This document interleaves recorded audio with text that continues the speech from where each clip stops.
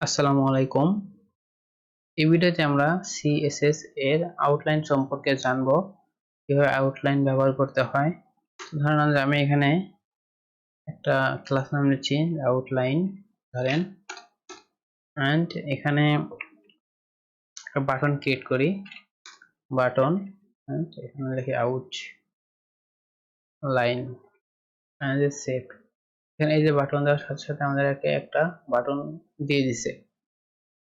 তো আমরা জাস্ট এই আউটলাইনকে ধরি, CSS ফাইলে আসি, এন্ড আমরা এটাকে দেখেন আউটলাইন, সেটা হচ্ছে এই যে কালো কালো একটা দাগ দেখতেছেন না, এটাকে হচ্ছে আউটলাইন বলা হয়।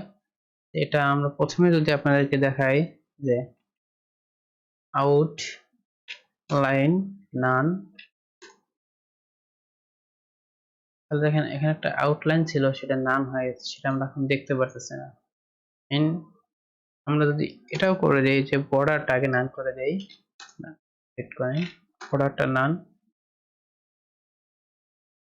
তো আমাদের এভাবে না, আমাদেরকে করতে হবে যে আউটলাইনের যে বাটন আছে, বাটনকে ধরতে হবে এন্ড সেভ।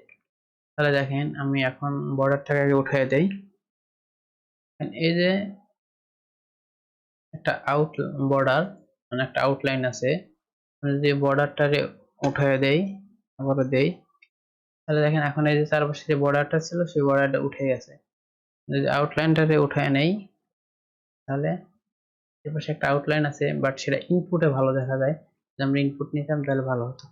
আমরা এখানে কি করব, এই আউটপুটের কিছু স্টাইল করা যায়। সাধারণত আমরা আউটপুট লিখলাম, আউটপুটের colour property offset, output style,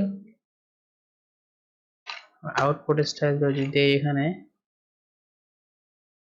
যে ডট ডট বা ড্যাশ ড্যাশ, তারপর ডট ডট দিলাম, সেভ। দেখেন একটা আউটলাইন দিল, সেটা হচ্ছে ডট ডট। তো আমরা এখানে একটু প্যাডিংটা ইউজ করি, আমাদের বুঝতে সুবিধা হয়। হচ্ছে এটা অনেক বড় হয়ে গেছে, প্যাডিং না, হচ্ছে মার্জিন আগে ইউজ করি, মার্জিন। এখন দেখেন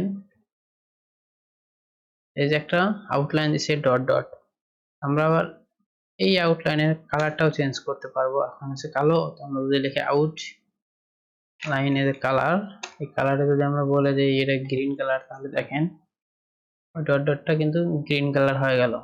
এন্ড আমরা আরেকটা কাজ করতে পারবো, সেটা হচ্ছে এই আউটলাইনের একটা উইডথ আছে, উইডথ যদি আমরা দিয়ে দিই ধরেন 5 পিক্সেল, তাহলে দেখেন এই ডট ডটটা কি তো বড় হয়ে গেল। ইভেন এখানে যদি আমরা আরেকটা কাজ করি, ডট ডট না রেখে ডাবল করি, তাহলে দেখেন আউটলাইন সুন্দর করে দুটা আউটলাইন দিয়ে দিল। এন্ড এখানে যদি আমরা একটু প্যাডিং ইউজ করি, sorry, padding 5 pixel as a save, তাহলে দেখেন এই যে আউটলাইন, এই যে এটাকে আউটলাইন বলা হয়। আউটলাইনে হচ্ছে মূলত প্রথমে আউটলাইন নান করতে হয়, যেন যত আউটলাইন থাকে। যদি আমরা আউটলাইন দিতে না চাই, এন্ড যদি আউটলাইন দিতে চাই, তবে আউটলাইনের স্টাইল সেটা আমরা বলে দিতে পারি এখানে। আউটলাইনের স্টাইল কি কি হয়, আউটলাইনের স্টাইল মূলত হয় dot dot, dash, solid, double and ring. তো আপনারা ব্যবহার করবেন একটা একটা করে।